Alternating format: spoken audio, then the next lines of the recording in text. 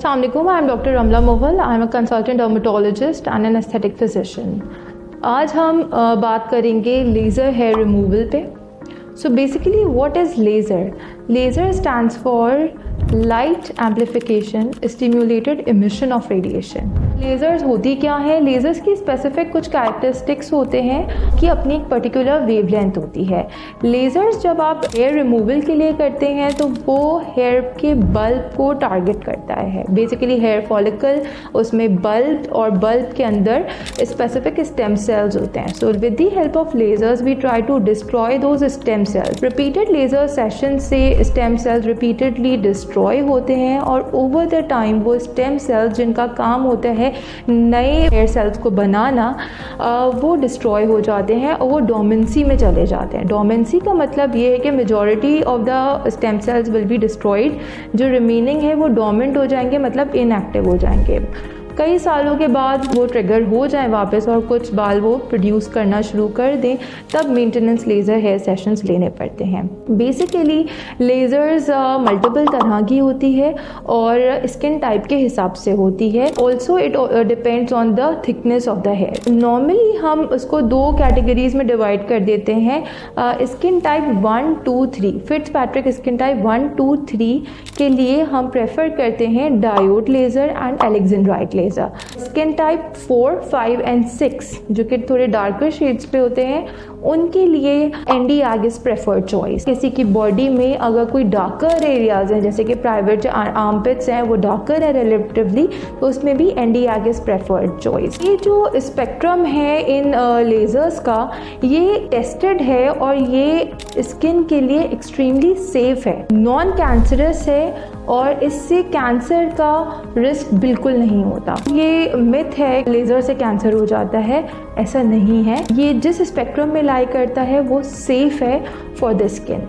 So it does not pose you to an increase cancer risk. Earliest age जिसके ऊपर हम laser कर सकते हैं, अर्लीस्ट एज बेसिकली तो तमाम एस्थेटिक प्रोसीजर्स के लिए 18+ is considered the safest age जिसके ऊपर आप तमाम एस्थेटिक प्रोसीजर्स कर सकते हैं. बट लेज़र्स के लिए अगर किसी के बहुत एक्सेसिव फेशियल हेयर है, हर्सूटिज्म है, उसको पेशेंट की क्वालिटी ऑफ लाइफ अफेक्ट हो रही है, तो you can start as early as 2 years after achieving the menarche. इस पे जनरलाइज कंसेंसस है कि इतनी एज पे भी स्टार्ट कर सकते हैं.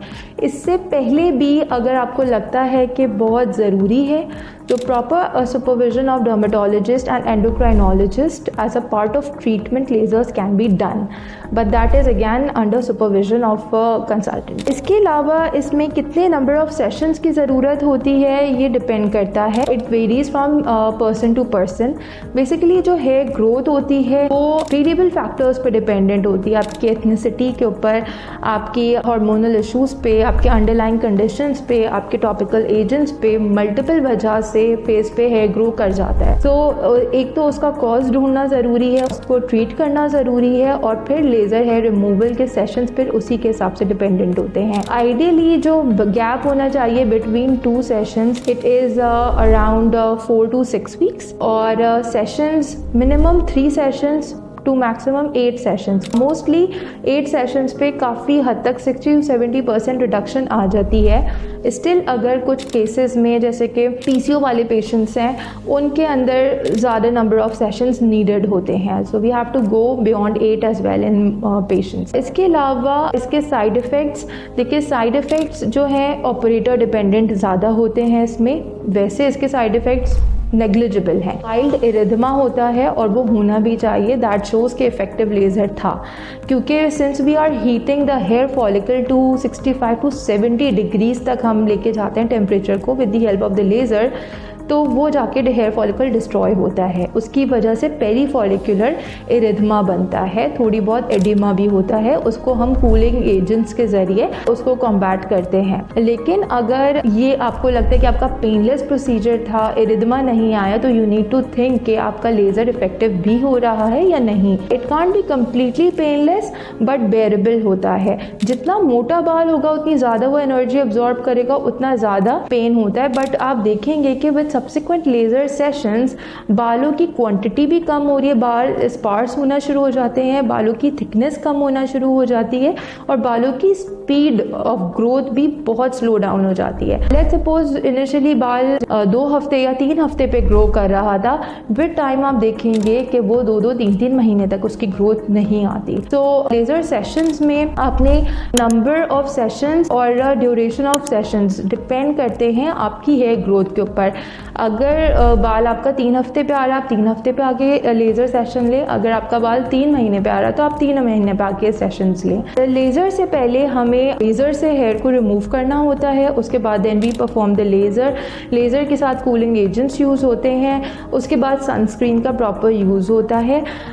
इसके अलावा साइड इफ़ेक्ट्स की हम बात कर रहे थे कि ऑपरेटर डिपेंडेंट साइड इफ़ेक्ट्स। तो basically operator dependent side effects में होता ये है कि अगर जो परफॉर्म कर रहा है he is not a dermatologist या उसको बिल्कुल वो ट्रेंड नहीं है और उसको आइडिया नहीं है, तो वो सब ऑप्टिमल एनर्जीज पे लेज़र आपका कर सकता है। सब ऑप्टिमल एनर्जी के 2 मसले आते हैं। पहला मसला ये कि बालों का पिगमेंट पार्शली टारगेट होगा, बाल का सिर्फ पिगमेंट चला जाएगा, बाल ग्रे हो जाएगा लेकिन उसका फॉलिकल बर्न नहीं होगा, तो वाइट बाल आना शुरू हो जाते हैं।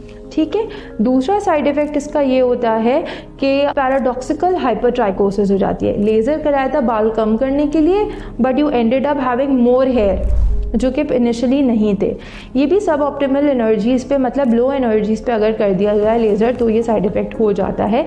या demarcated area, let's suppose side buns पे आपने लेज़र लेना था और उसके पेरीफ्री के अंदर टुवर्ड्स द चीक्स या जाइगोमा आपके बहुत फाइन बाल थे, तो सेम एनर्जी दोनों के लिए यूज़ नहीं होती। अगर आपने थिक बालों की एनर्जी का लेज़र थिन बालों की एनर्जी पे कर दिया तो पैराडॉक्सिकल हाइपरट्राइकोसिस का रिस्क हो जाता है।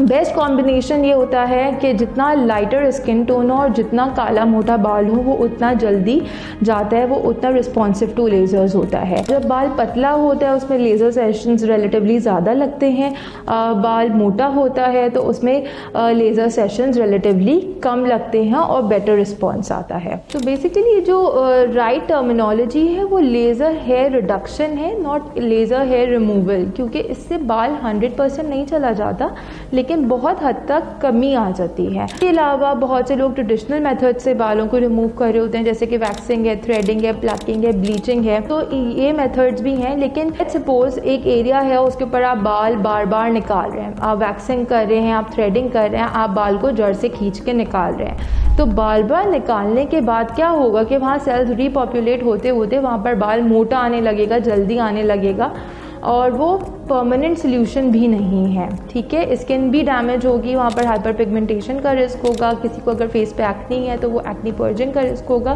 तो it poses you to multiple other side effects और बाल मज़ीद वक्त के साथ साथ मोटा ही होता रहता है। तो in order to get rid of that hair laser बहुत अच्छा ऑप्शन होता है। बेसिकली लेज़र में आपका हेयर का जो पिगमेंट है वो टारगेट हो रहा होता है, तो अगर आपने during the course of your laser treatment आपने ब्लीचिंग कर ली तो हेयर का पिगमेंट तो आपने हटा दिया, तो जब पिगमेंट हटा दिया तो laser is not going to work on blonde hair.